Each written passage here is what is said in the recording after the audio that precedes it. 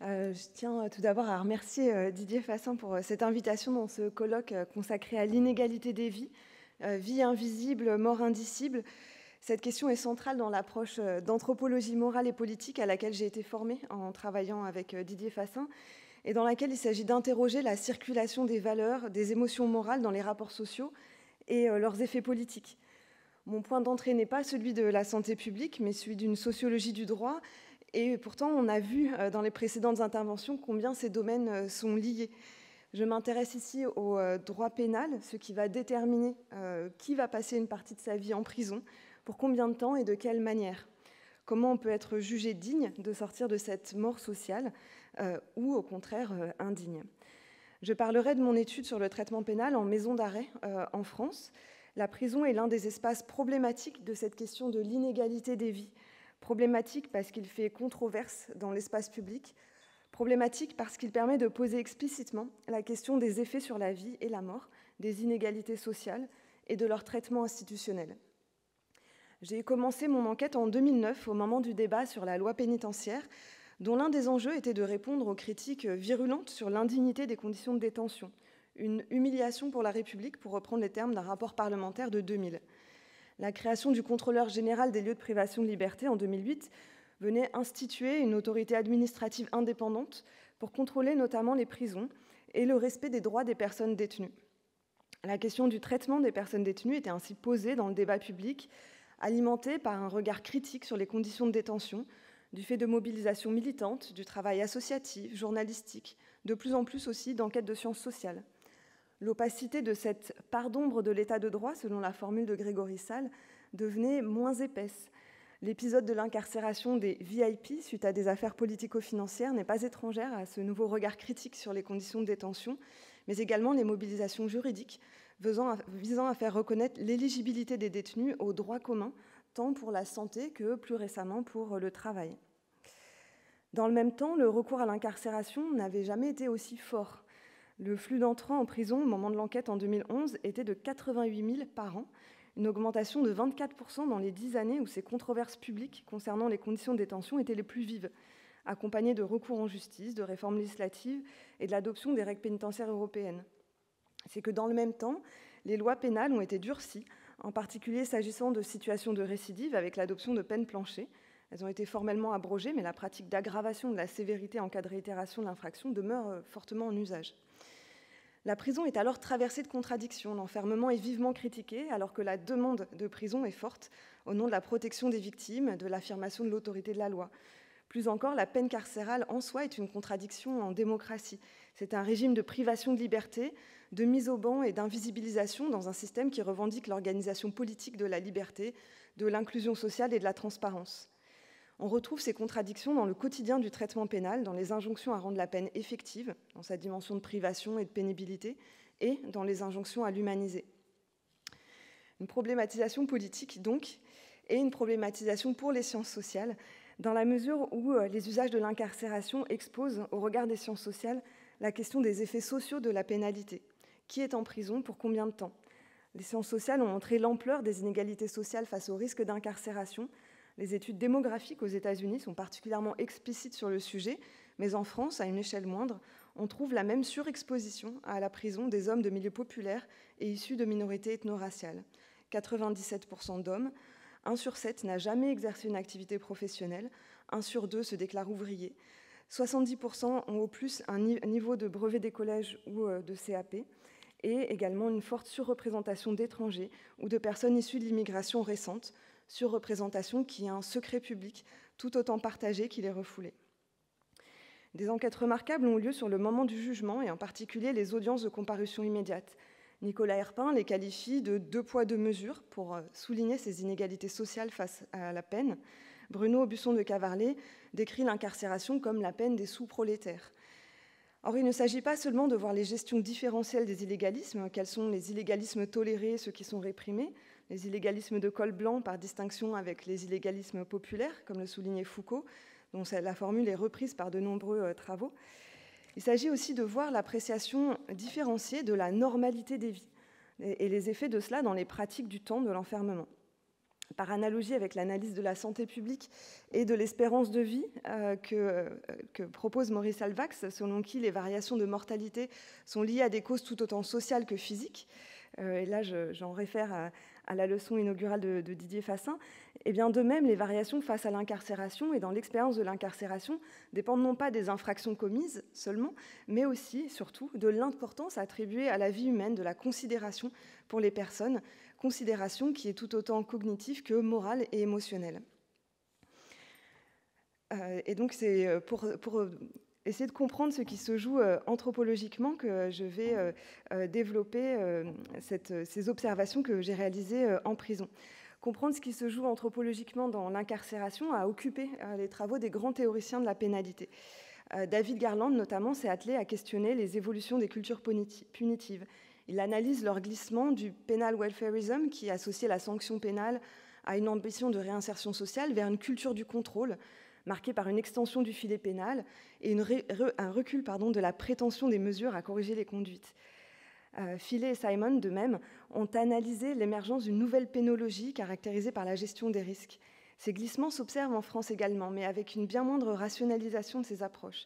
L'évaluation des risques demeure avant tout sociale et non actuarielle, et le discours du penal welfarism demeure fort, hérité des travaux de la défense sociale nouvelle et des ambitions de Paul Amor, après-guerre, que la peine privative de liberté ait pour but essentiel l'amendement et le reclassement social du condamné.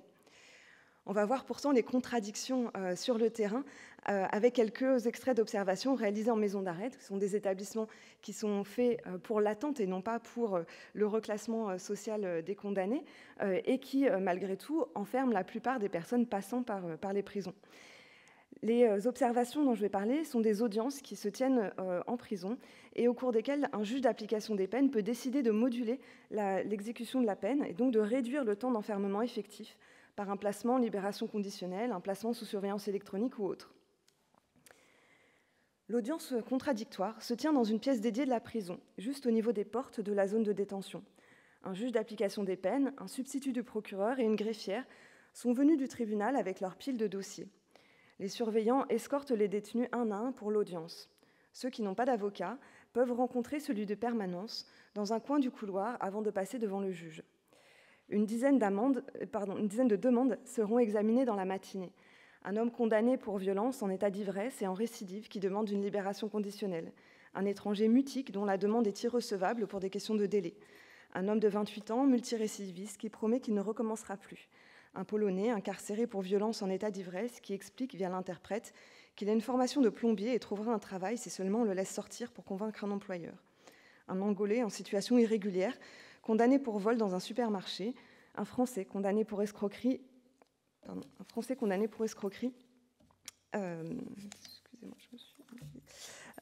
aux acédiques, un Français condamné aux escroqueries aux acédiques. L'Angolais s'appelle Angelo, c'est un homme noir d'une 40aine d'années, et d'emblée, lorsqu'il pénètre dans la salle d'audience, il est accompagné de l'avocat commis d'office qu'il vient de rencontrer. Le juge d'application des peines le prévient que sa demande ne peut aboutir. Selon le rapport de la conseillère pénitentiaire, il n'a pas de projet. Sans titre de séjour, il ne peut produire de promesse d'embauche qu'à condition d'être régularisé. Le juge résume ainsi sa situation. Vous êtes de nationalité angolaise, vous êtes arrivé en France en 1986, vous servez actuellement une peine pour infraction à la législation sur les étrangers, en récidive et vol en récidive. Vous avez de nombreuses condamnations à votre casier judiciaire, 27, toutes liées à votre situation administrative. Il énumère les condamnations pour entrée ou séjour irrégulier, vol de l'identité d'un tiers, soustraction à une mesure de reconduite à la frontière, etc. Selon les propos de la juge du parquet, ce qu'on lui reproche à monsieur, c'est de se maintenir en situation irrégulière sur le territoire français. Comme il n'a pas de projet pour sa libération conditionnelle, je vais forcément émettre un avis défavorable. Le juge conclut l'audience en annonçant que la décision est mise en délibéré. En l'absence de solution sur le plan de sa situation administrative, il ne peut annoncer sa décision. En aparté, il qualifie la situation d'ubuesque et décide de renvoyer l'affaire. Le surveillant fait entrer le détenu suivant, un Français blanc d'environ 45 ans, qui a choisi de comparaître seul. Il a à la main un roman qu'il lisait en salle d'attente. Il a fait une demande de placement sous surveillance électronique afin de pouvoir reprendre son travail. Il est un peu intimidé au début de l'audience, mais prend progressivement de l'assurance. Il explique, à la demande du juge, comment il a participé de 2001 à 2005 à une escroquerie aux acédiques pour le compte d'une entreprise dont il était salarié comme technicien informatique, avant de fonder ensuite sa propre entreprise sur des activités légales de sous-traitance auprès d'une grande entreprise de téléphonie. Le juge est impressionné de son parcours. Aucun des détenus vus dans la matinée n'avait d'emploi stable avant son incarcération.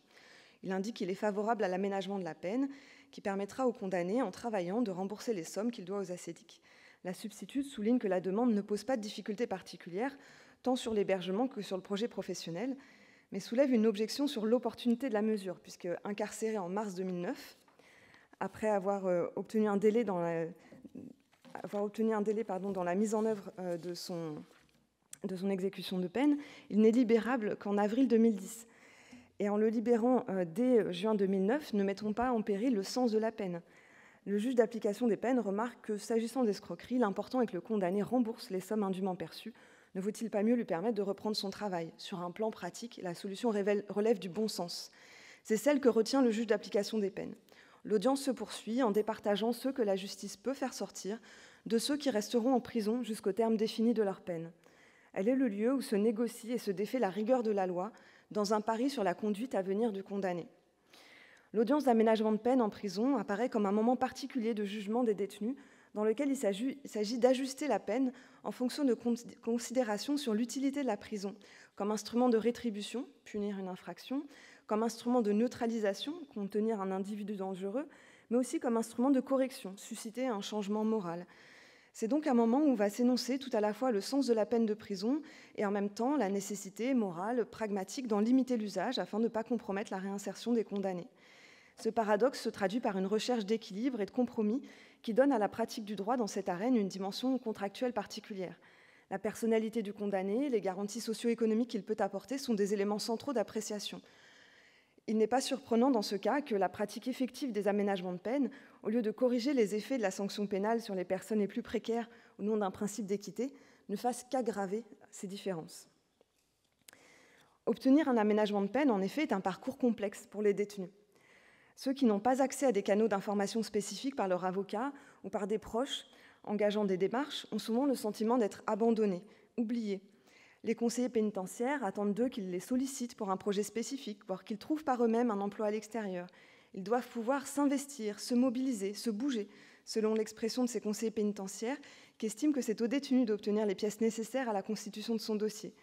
Une condition difficile compte tenu de la situation d'empêchement dans laquelle se trouvent les personnes incarcérées.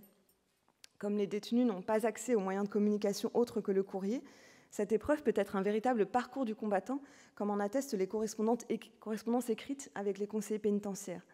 Ainsi, pour ce jeune homme incarcéré qui avait un emploi stable au moment de l'incarcération et qui, pendant plusieurs mois, a envoyé des courriers aux conseillers pénitentiaires pour se renseigner sur divers dispositifs d'insertion, demander à s'inscrire à des formations, solliciter un placement en semi-liberté et une date d'audience devant le juge d'application des peines. Dans un courrier, il écrit « Je sais que Madame X est en vacances jusqu'au 25 janvier, mais c'est grave urgent, car je passe devant le juge d'application des peines le 18 janvier et je ne peux pas me permettre de repousser encore l'aménagement de peine, et donc j'aimerais savoir si vous avez contacté le centre de la SJT pour leur demander de faxer la prise en charge pour la semi-liberté que j'ai demandée pour l'aménagement. » Il indique sur le courrier le nom et le numéro de téléphone du conseiller de ce centre de formation et conclut « J'attends votre réponse rapidement, SVP. Dans cette attente, je vous prie d'agréer mes salutations. » La procédure d'aménagement de peine peut ainsi apparaître comme une véritable épreuve si l'on considère que les détenus qui en font la demande doivent non seulement présenter des garanties de réinsertion et souvent trouver un emploi par leurs propres moyens, mais encore être capables de s'assurer que la procédure suit son cours et que les délais de transmission des pièces, notamment, sont respectés. Une épreuve moralement et socialement discriminante. Cette épreuve de l'aménagement de peine constitue alors tout autant un espoir qui permet de tenir en détention qu'un élément de la violence institutionnelle qui afflige les personnes détenues. Au cours d'un entretien, un homme détenu me dit « Ici, on vous donne des conseils, on vous indique la démarche, mais démerde-toi. La SPIP, donc le service de conseil d'insertion et de probation, en 4 mois, je l'ai vue une fois. Elle répond au courrier, mais elle ne vient jamais. La lumière est allumée, mais tu n'existes pas. » Paradoxal dans une institution emblématique de la surveillance et du contrôle, ce sentiment d'abandon renvoie à l'impuissance face à ce temps d'attente.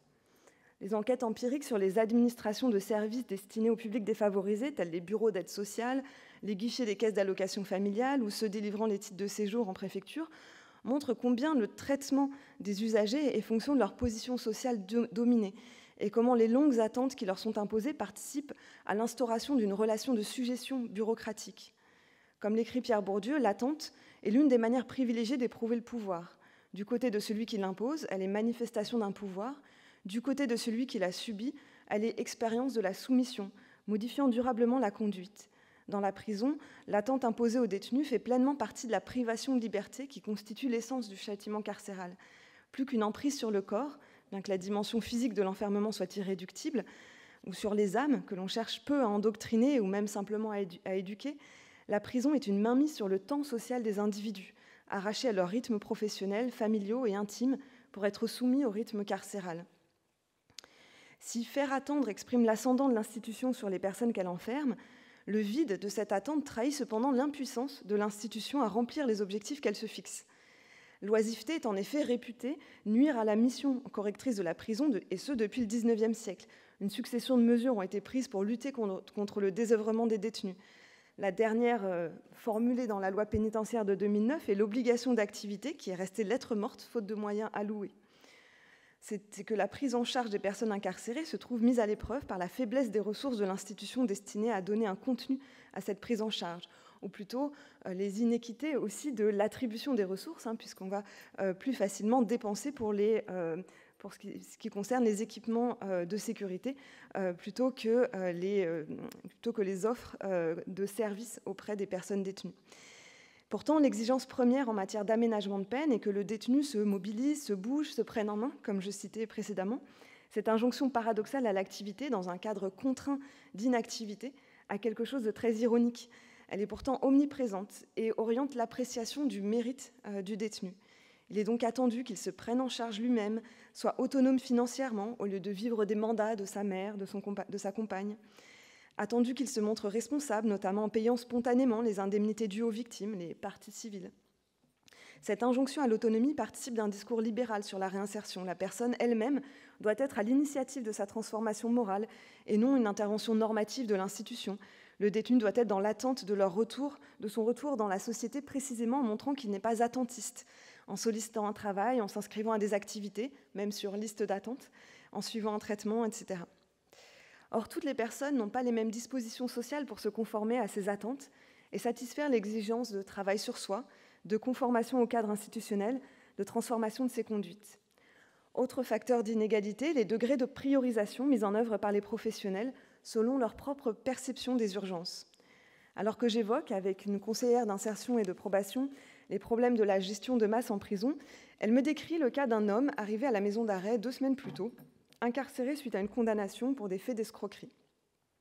Sa femme m'appelle, sa femme harcelante, elle m'appelait 12 fois par jour. Elle me dit « Mais vous vous rendez pas compte, c'est la première fois qu'il est en prison, il est complètement perdu, il va pas du tout bien.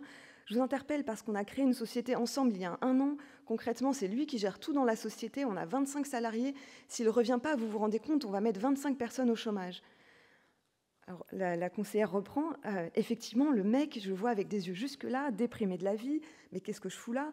C'est la première fois que je vais en prison, je ne sais pas comment ça se passe. Tous ces jeunes qui sont là, on dirait que ça leur fait plaisir d'être là. Ils connaissent leurs potes machin, leurs potes bidule. Moi, ce n'est pas mon mode de fonctionnement. Elle commente, le mec, tu sens trop qu'il est en ultra souffrance.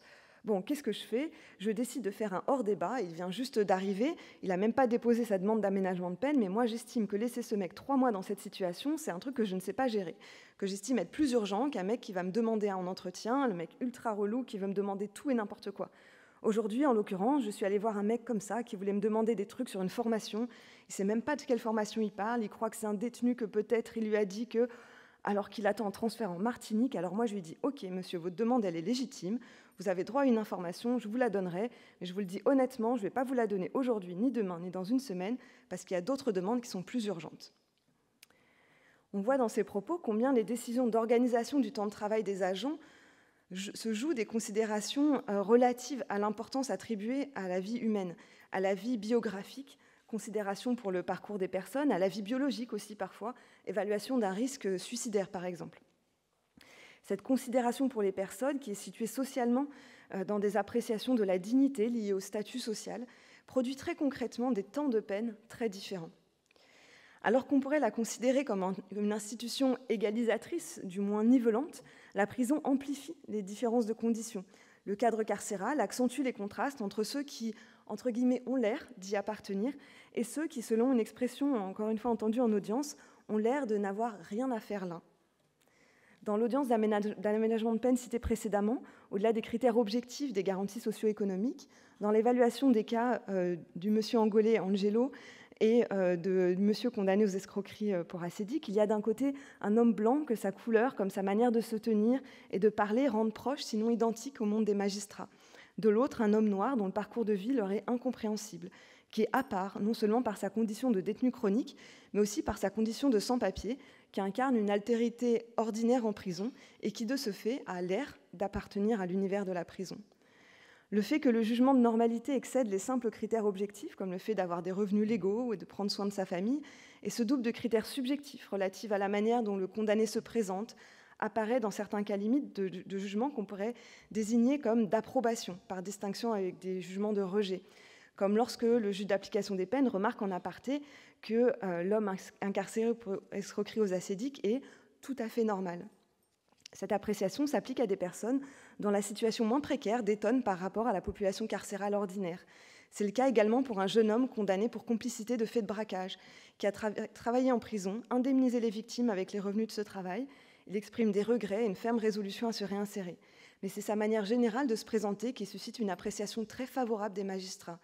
Il explique qu'il est conscient de la difficulté de respecter les contraintes du bracelet électronique, mais qu'il est capable de s'autogérer. Dans sa plaidoirie, l'avocat insiste sur l'importance de l'encadrement familial assuré par des parents fonctionnaires d'État et sur le comportement exemplaire du condamné. La substitute estime que la date de fin de peine est trop éloignée pour qu'elle soit favorable à la demande, mais dit que le profil de monsieur ne pose pas de problème. Aussi, lorsqu'à l'issue de l'audience, la juge laisse entendre que son avis est favorable, en aparté, la procureure souffle qu'elle ne fera pas appel.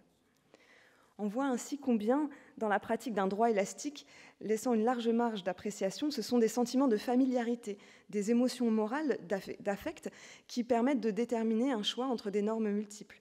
Dans ces circulations d'affect, de sentiments moraux, se forment des inégalités de vie en prison, amenant à réévaluer ce qu'on entend par le temps de la peine. La sanction carcérale, qui met à l'écart dans un espace clos, est fondamentalement une sanction par le temps. C'est un temps qu'on mesure quantitativement, on compte un quantum de peine, on fait son temps en prison, on peut obtenir une réduction de ce temps aussi selon différentes procédures. C'est un temps qui se vit qualitativement, un temps vide, inutile, celui d'une mort sociale de l'individu retiré à son entourage familial, amical, professionnel, celui d'une oisiveté de fait, puisque les activités en détention sont rares et que du fait de la surpopulation en maison d'arrêt, il faut plusieurs semaines en liste d'attente pour accéder à la salle de musculation, plusieurs mois pour accéder au travail. Un temps d'urgence aussi, celui de l'impatience, de la surcharge de travail, du surveillant qui doit faire passer aux douches 150 détenus de son étage et gérer en même temps les rendez-vous médicaux et qui n'a pas le temps pour une question sur un parloir, une commande de cantine qui n'est pas arrivée ou une question sur un aménagement de peine. La question du rythme de travail de la conseillère d'insertion de probation, pour qui les priorités sont déterminées par les audiences du juge d'application des peines et les calendriers de la fin de peine. Un temps inégal donc, car sur le plan quantitatif comme qualitatif, ce temps de la peine n'est pas le même selon la condition sociale des personnes, selon leurs ressources.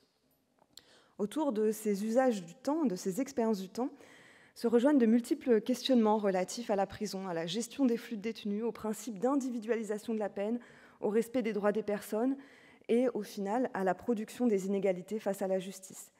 Ces aménagements de peine participent en effet tout à la fois d'une logique gestionnaire, puisqu'il s'agit de retrouver une réponse au défi de la surpopulation carcérale, et d'une conception, je l'ai indiqué, sociale-libérale de la peine, envisagée comme devant être limitée au strict nécessaire, préserver les conditions de possibilité d'un retour à l'autonomie de l'individu sanctionné. Ce projet se heurte aux réalités concrètes de la maison d'arrêt, celle de cette incarcération massive de personnes précaires face auxquelles les agents se trouvent démunis. Les conseillers pénitentiaires ne peuvent rien faire pour eux et du point de vue des magistrats, ils n'entrent pas dans les clous des aménagements de peine. On voit donc comment les tensions contradictoires d'humanisation de la peine et de renforcement du recours à l'incarcération participent à produire des vies inégales en prison. Ce propos n'est pas un argumentaire contre le penal welfarism, mais au contraire pour qu'il se donne les moyens d'améliorer la condition sociale des personnes. C'est un appel à la responsabilité politique qui doit s'investir non pas de la manipulation des peurs, comme c'est trop fréquemment le cas, mais de la création des possibles. Je voulais rapidement, en conclusion, revenir sur la période récente, cette période de pandémie à laquelle nous sommes toujours confrontés, pendant laquelle il y a eu de fortes mobilisations autour de la question carcérale, par crainte des effets de l'épidémie dans les prisons, tout d'abord, des craintes qui sont ancrées dans un héritage historique de la prison comme milieu pathogène, particulièrement exposé au risque épidémique en raison de la promiscuité, on appelait le mal des prisons dès le 19e.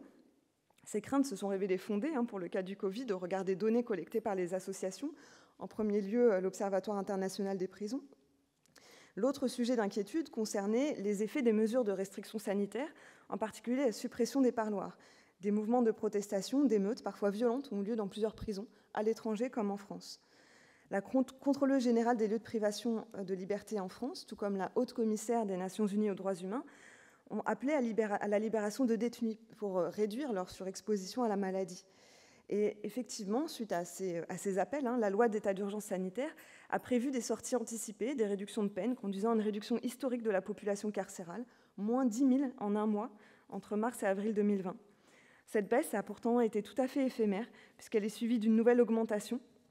On est revenu de 59 000 détenus en mai 2020 à 65 000 en mai 2021, et accompagné d'un retour du discours sécuritaire classique en période électorale et de promesses de construction de nouvelles places de prison.